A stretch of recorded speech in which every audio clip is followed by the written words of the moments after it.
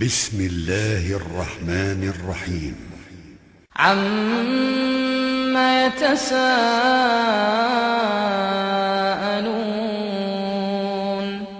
عن النبأ العظيم الذي هم فيه مختلفون كلا سيعلمون ثم كلا سيعلمون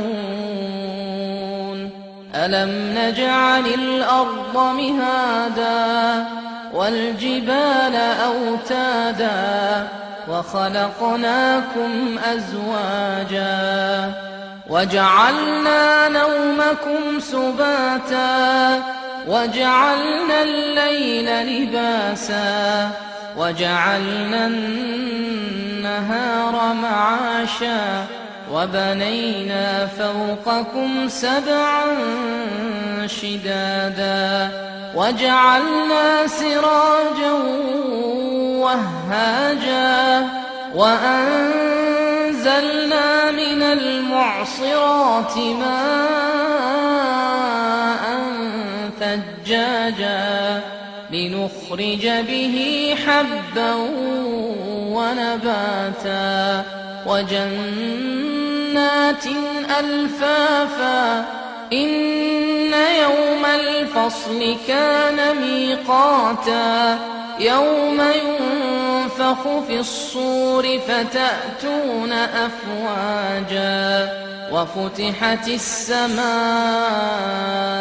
فكانت أبوابا وسيرت الجبال فكانت سرابا إن جهنم كانت مرصادا للطاغين مآبا لابثين فيها أحقابا لا يذوقون فيها بردا ولا شرابا إلا حميما وغساقا جزاء وفاقا إنهم كانوا لا يرجون حسابا وكذبوا بآياتنا كذابا وكل شيء أحصيناه كتابا فذوقوا فلن نزيدكم إلا عذابا إن للمتقين مفازا حدائق وأعنابا وكواعب أترابا وكأسا دهاقا لا يسمعون فيها لغوا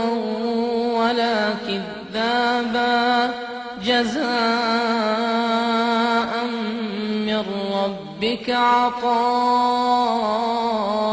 حسابا رب السماوات والأرض وما بينهما الرحمن لا يملكون منه خطابا يوم يقوم الروح والملائكة صفا لا يتكلمون إلا من أذن له الرحمن وقال صوابا ذلك اليوم الحق فمن شاء اتخذ إلى ربه مآبا إنا أنذرناكم عذابا قريبا يوم ينظر المرء ما قدمت يداه ويقول الكافر يا ليتني كنت